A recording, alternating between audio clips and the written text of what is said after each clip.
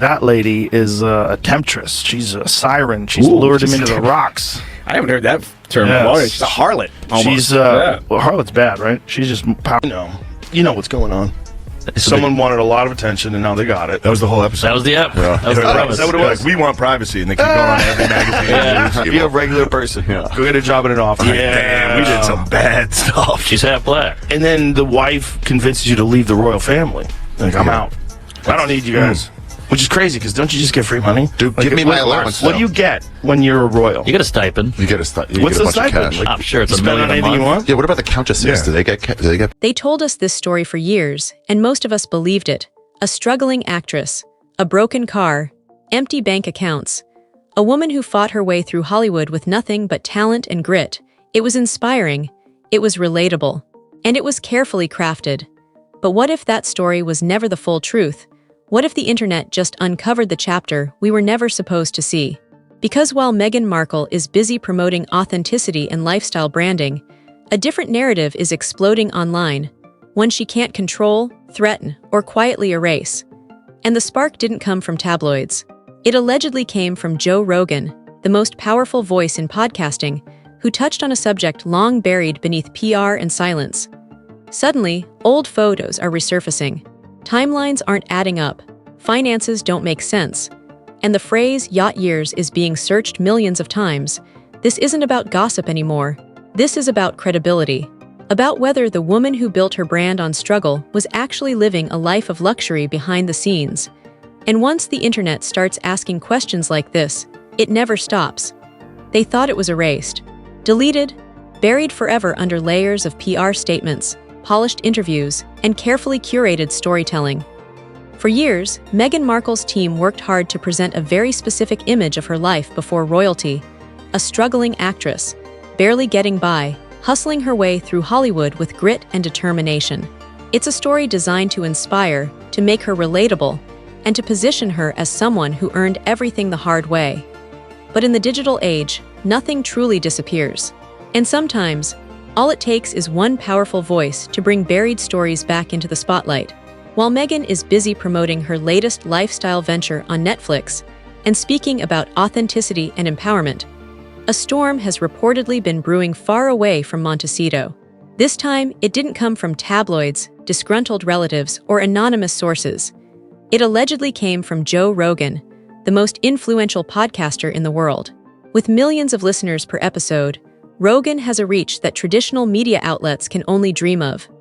And according to viral online discussions, he touched on a topic Meghan has spent years trying to suppress, triggering what many are now calling a full-scale internet meltdown. The controversy centers on a specific period in Meghan's life, between 2014 and 2016. In her own interviews and podcasts, Meghan has described these years as incredibly difficult. She's spoken about financial stress, struggling to pay union fees, driving an old car with broken doors, and barely surviving in the competitive world of acting. It's a classic rags-to-riches narrative, carefully built to show resilience and perseverance. But critics argue that newly resurfaced images from that exact timeframe paint a very different picture, one that clashes sharply with the story we've been told. Following Rogan's alleged commentary, social media exploded with photos showing Meghan relaxing on luxury superyachts in places like Monaco and the Mediterranean. These weren't casual holiday snapshots. These were images of private yachts, symbols of extreme wealth and elite access. Champagne glasses, designer outfits, and the presence of much older, ultra-wealthy men raised immediate questions. The internet quickly asked what many consider the obvious question.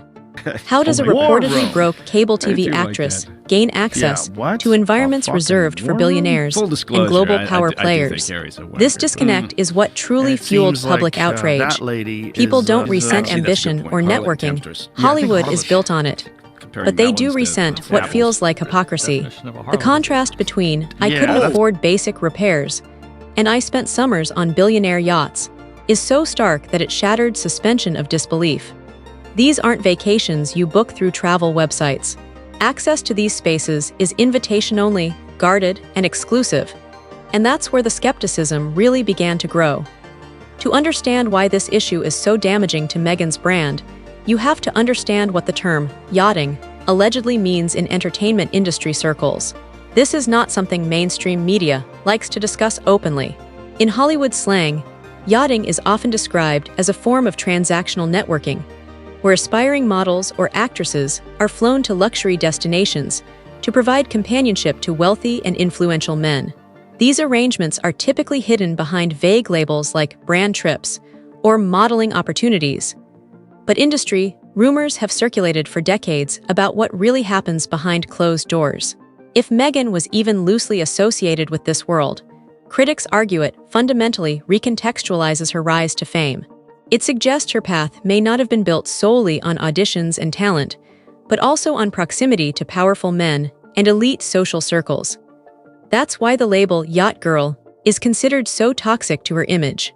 For someone who publicly champions feminism, independence, and breaking glass ceilings, being linked to a culture that treats women as status accessories is a devastating contradiction. Then there's the financial angle, which many see as the most difficult to explain away. During the years in question, Meghan was a supporting actress on Suits. While it was a steady job, it was not the kind of role that funds private jets, European luxury travel, or extended stays at exclusive resorts. The lifestyle shown in those resurfaced photos suggests expenses that would require hundreds of thousands of dollars annually. According to critics, no amount of budgeting from cable TV paychecks can explain that level of access. This leads to the uncomfortable idea of a missing income stream, or benefactors, who were never publicly acknowledged. Joe Rogan has often mocked what he calls free money lifestyles, where people appear to drift upward while others quietly foot the bill. Critics now argue that this pattern appears repeatedly in Meghan's life, from family support to relationships to royal funding. The irony, they point out, is that she later left the royal family claiming she wanted financial independence, despite a history that appears deeply tied to other people's wealth. Another name that repeatedly comes up in this discussion is Marcus Anderson. Unlike many people Meghan has cut ties with over the years, Marcus has remained a constant presence. As a former global membership director at Soho House, Marcus was a powerful gatekeeper, controlling access to elite spaces frequented by celebrities, billionaires, and royalty. Online theories suggest he may have played a key role in introducing Meghan to high-net-worth circles, long before she met Prince Harry. A resurfaced photo from 2014 even shows Meghan thanking Marcus for hooking it up, which has fueled speculation about what kind of access he truly provided. All of this has serious implications for Prince Harry as well. Harry has built his post-royal identity around protecting his wife from what he sees as a hostile press. But this scandal presents a different kind of challenge. These photos are not paparazzi invasions. They are evidence of a past lifestyle. Critics now question whether Harry fully understood Meghan's history before their relationship began, or whether he was presented with the same carefully edited narrative as the public. For someone raised in royalty, the implications of the Yacht Girl label are especially humiliating and potentially damaging. What makes this moment different from past scandals is the so-called Rogan Effect. Traditional media can be pressured, threatened with lawsuits, or silenced through legal channels. Joe Rogan doesn't operate within that system. When he speaks, it triggers viral discussion that no PR team can contain. Within hours, TikTok, Twitter, and Reddit were filled with amateur investigators analyzing yacht photos, identifying vessels, cross-referencing dates, and revisiting old Instagram posts. This crowdsourced scrutiny is relentless and dangerous for any celebrity brand. Inside the Sussex camp, observers claim the situation is close to checkmate. A denial would only amplify the story. Silence allows the narrative to solidify, and legal action would open the door to discovery, emails, financial records, and private communications from the very years under scrutiny. No legal team would recommend that risk. As a result, Meghan's carefully constructed image now faces its biggest challenge yet, overshadowing Netflix projects, business ventures, and public appearances. In the end, this controversy highlights a brutal truth about fame in the internet age. You can hire the best PR firms, you can control interviews, you can shape narratives for years, but you cannot buy authenticity. And once the public decides they've been misled, the shift from support to skepticism happens fast. As the internet continues to dissect every detail, The real question isn't whether Meghan will respond. It's whether her brand can survive the questions now being asked. And as we all know, once the internet locks onto a story, it never forgets. What makes this moment especially dangerous for Meghan Markle is that the narrative has shifted out of her control. For years, criticism could be dismissed as tabloid cruelty, racism, or misogyny. That defense worked because many people believed the core story she told about herself. But once trust erodes, even sympathetic audiences begin to reassess everything. The resurfaced yacht images don't just challenge one chapter of her past, they force people to re-examine the entire arc of her rise to global power. This is where the idea of performative authenticity comes into play. Meghan's brand has been built on openness, vulnerability, and telling her truth. She speaks often about trauma, hardship, and resilience. But critics now argue that authenticity isn't about selective honesty, it's about consistency. When public claims of struggle clash with visible evidence of luxury, audiences feel emotionally manipulated. And nothing unjars the internet more than the feeling of being played. Another critical issue is timing. This controversy isn't happening in a vacuum. Meghan is actively asking the public to buy into her lifestyle vision, her taste, her values, her recommendations. Whether it's wellness, food, or self-empowerment, those ventures rely on trust. If people begin questioning where her influence really came from, it undermines the credibility of everything she's currently selling. Lifestyle brands don't survive skepticism, they thrive on belief. The silence from Meghan's camp has only intensified speculation. In today's media environment, silence is rarely neutral. To critics, it feels like confirmation. To former supporters, it feels like avoidance. Every day without clarification allows online narratives to harden into accepted truth. And once a perception becomes fixed in public consciousness, reversing it is nearly impossible, especially when new evidence continues to circulate daily. Meanwhile, Prince Harry's position grows more precarious. His role as protector becomes increasingly complicated when the controversy isn't external but historical. Supporters are beginning to ask whether Harry sacrificed his family, reputation, and royal duties based on a version of reality that may have been incomplete. If the public starts viewing him not as a partner in love, but as someone who was strategically chosen, the emotional foundation of their shared story collapses. This also impacts how future interviews will be received. Any attempt Meghan makes to speak about empowerment, independence, or victimhood will now be filtered through this controversy. Viewers won't just listen, they'll analyze. Every word will be scrutinized for contradiction. Every emotional moment will be questioned for sincerity. That's the curse of losing narrative control.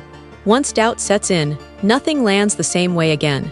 The broader lesson here isn't just about Meghan Markle, it's about celebrity culture in the digital age. Fame today is no longer protected by publicists or media gatekeepers. It's shaped by archives, screenshots, and collective memory. People don't need permission to investigate anymore. And when millions of ordinary users feel motivated to dig, timelines collapse fast. At its core, this scandal isn't about yachts or photos, it's about credibility. The public is surprisingly forgiving of flawed pasts, but far less forgiving of rewritten histories. If Meghan had openly acknowledged a privileged or complicated rise, this story might have faded. Instead, critics argue that by denying or obscuring it, she created the very conditions for backlash. As the internet continues to debate, dissect, and demand answers, one truth becomes unavoidable. Control over the narrative has shifted permanently. Whether Meghan chooses to respond or remain silent, the conversation will continue without her. And in the modern fame economy, that's the most dangerous position of all when the world keeps talking, but no longer listens. For Forever Fame TV, this moment marks a turning point, not just for Meghan Markle, but for how celebrity myths rise, fracture, and fall in real time. Because in the end, the internet doesn't destroy reputations with lies, it destroys them by refusing to forget.